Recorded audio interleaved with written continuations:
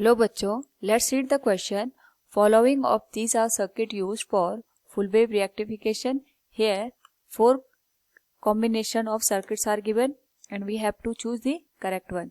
Now, first of all, we will use here the key concept, which is diode as full wave rectifier. जो rectifier होता है, first of all we will understand them. तो rectifier एक ऐसा device होता है जो AC को डीसी में यहाँ पे कन्वर्ट करने का काम करता है.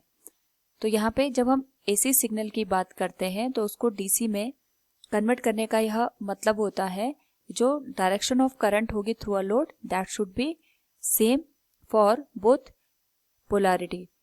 नाउ अगर हम यहाँ पे इनपुट की बात करें फॉर एसी, उस पर्टिकुलर केस में जो पोलैरिटी होगी वो एक पर्टिकुलर टाइम के बाद खुद को चेंज करेगी. लेकिन इसके रिस्पेक्ट में अगर हम आउटपुट की बात करेंगे तो जो आउटपुट की वेव फॉर्म होगी वो सेम होगी for each half cycle. Now अगर हम बात करें यहाँ पे चारों कॉम्बिनेशन की, तो जो फर्स्ट कॉम्बिनेशन बनता है अगर हम उसे देखें तो पॉजिटिव हाफ साइकिल के लिए अगर हम इस डायग्राम में बात करें तो ये हो गया D1, ये हो गया D2. D1 will be forward bias और D2 will be reverse bias. Reverse bias यानी ओपन सर्किट की तरह काम करेगा. यहाँ पे जो लोड है उसमें कोई भी करंट हमें नहीं मिलेगी. सिमिलरली यहाँ पे नेगेटिव हाफ साइकिल के लिए D1 तो रिवर्स बायस हो जाएगा और D2 यहाँ पे फॉरवर्ड बायस हो जाएगा. उस पर्टिकुलर केस में भी आउटपुट पे हमें कोई करंट नहीं मिलेगी. ये हो गया माइनस और ये हो गया प्लस. इसका मतलब ये हो गया यहाँ पे हमें कोई भी फुल वेव रेक्टिफायर का आउटपुट नहीं मिलेगा. फॉर सेकंड केस अगर हम बात करें तो सेकंड केस में फॉर पॉजिटिव हाफ साइकिल अगर हम देखें it is D1 and it is D2. तो जो D1 है यहाँ पे ये फॉरवर्ड बायस हो जाएगा क्योंकि यहाँ पे सेंटर टेप हमने ट्रांसफॉर्मर का यूज किया. It is plus, it is minus, again it is plus and it is minus. D1 will be forward bias but जो D2 है वो रिवर्स बायस हो जाएगा. जो करंट की डायरेक्शन है उस पर्टिकुलर केस में लोड में इस तरीके से फ्लो होगी. सिमिलरली अगर हम नेगेटिव हाफ साइकिल की बात करें ये माइनस हो जाएगा, ये प्लस. उस पर्टिकुलर केस में it will B minus, it will B plus, it will B minus and it will B plus. तो जो D2 है that will be forward bias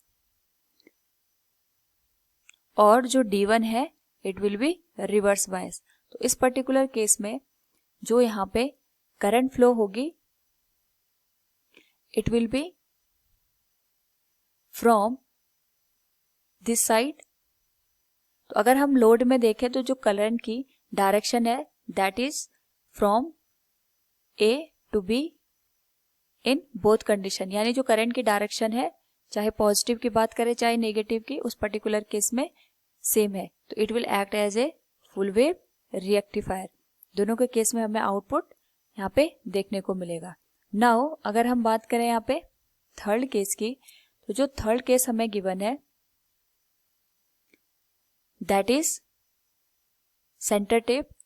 again यहाँ पे अगर हम पॉजिटिव हाफ साइकिल की बात करें it will be D1 and it will B D2. तो उस पर्टिकुलर केस में ये प्लस होगा, ये minus, it will B plus and it will B minus. तो यहाँ पे अगर हम अगेन यहाँ पे बात करें सेंटर टेप की it will B plus and it will B minus.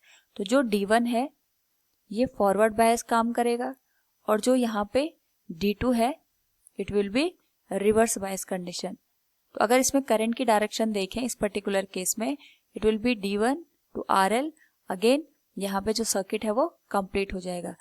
Similarly अगर हम यहाँ पे नेगेटिव हाफ साइकिल की बात करें तो ये हो जाएगा माइनस और ये हो जाएगा प्लस, ये हो जाएगा माइनस, ये हो जाएगा प्लस, ये हो जाएगा माइनस, ये हो जाएगा प्लस.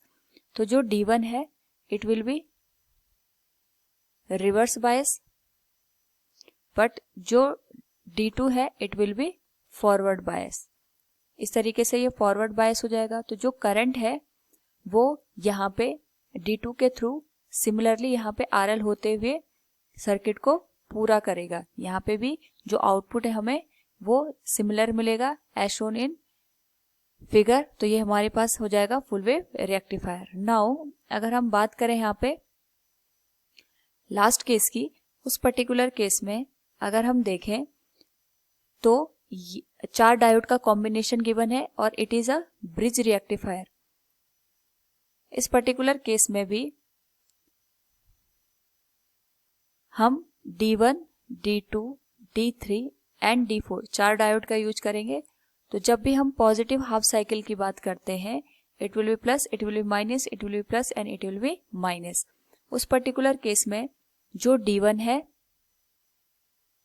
और यहाँ पे जो D4 है, इट इज फॉरवर्ड बायस। तो जो करंट की डायरेक्शन होगी it will be from D1 to RL।